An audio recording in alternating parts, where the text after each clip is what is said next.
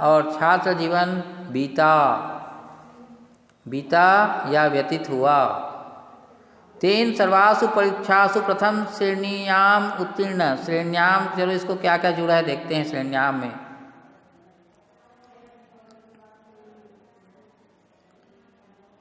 श्रेणी का सप्तमी भक्ति, नदी का नद्याम होता है, तो यहाँ श्रेणी का क्या हो जाएगा? श्रेण्याम।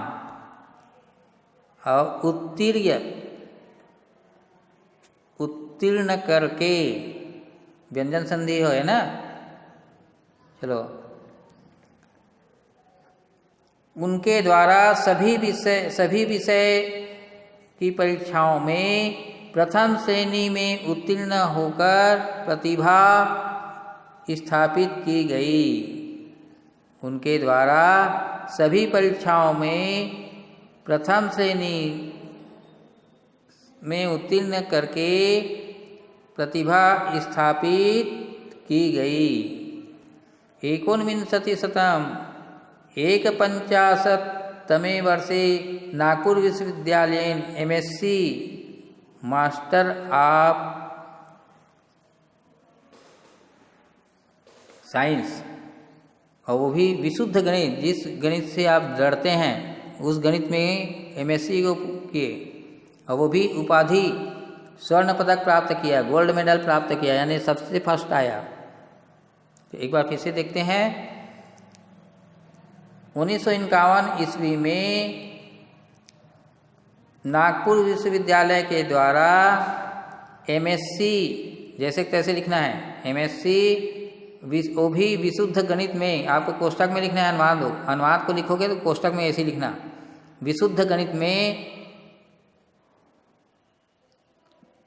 MSc की उपाधि, स्वर्ण पदक MSc की उपाधि और स्वर्ण पदक प्रदान की गई। एक बार फिर से, 1951 ईस्वी में नागपुर विश्वविद्यालय के द्वारा MSc विशुद्ध गणित की उपाधि और स्वर्ण पदक प्रदान की गई।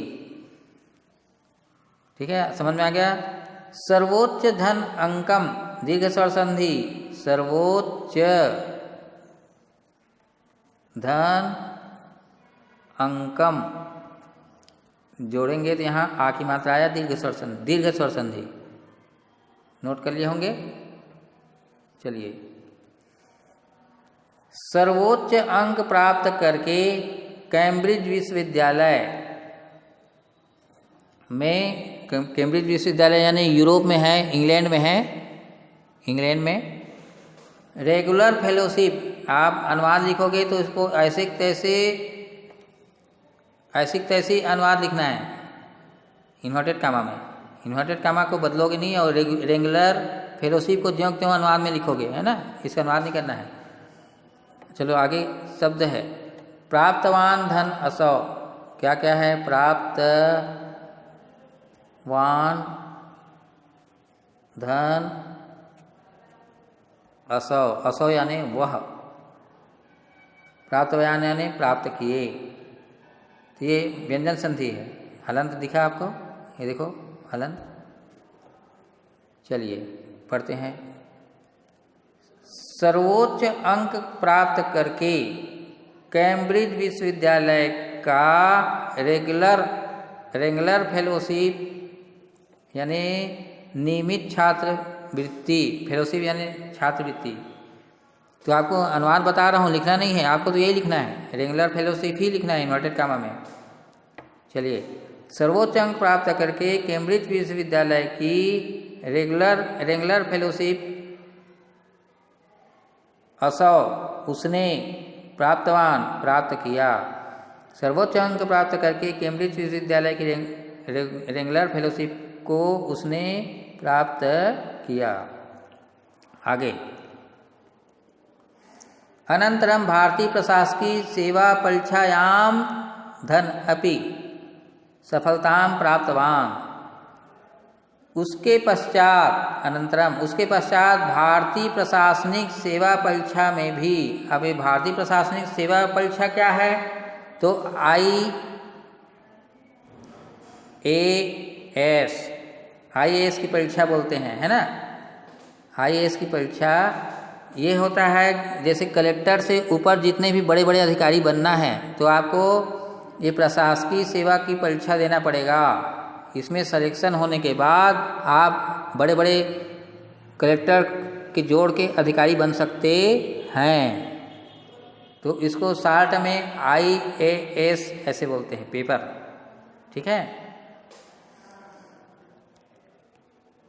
उसके बाद भारतीय प्रशासकीय सेवा परीक्षा में भी सफलता प्राप्त किए, परंतु मौखिक परीक्षा त्यक्तवान, किंतु मौखिक परीक्षा को त्याग दिए। इसमें 2 पेपर होता है, एक लिखित पेपर होता है, उसमें पास होने के बाद मौखिक परीक्षा होता है, उसमें पास होने के बाद फिर नौकरी लगती है। किंतु मौखिक परीक्षा को उसने त्याग दिया। तदनंतरम उसके बाद तेन स्वजीवनम रामकृष्ण विवेकानंद चरणों समर्पितम, उसके बाद उनका अपना जीवन श्री राम कृष्ण विवेकानंद के चरणों में क्या हो गया, समर्पित हो गया। पूरे अनुवाद को लिखना है, कोई भी कॉपी जचवाओगे तो ये अनुवाद और अर्थ लिखा हुआ होना चाहिए। कोई जानबूझ के वो नहीं करना का, चाचा जी मालूम नहीं था लिखने के लिए, ऐसा नहीं करने का, ठीक है। तो आपका अनुवाद खत्म। अब हम अभ्यास शुरू करेंगे।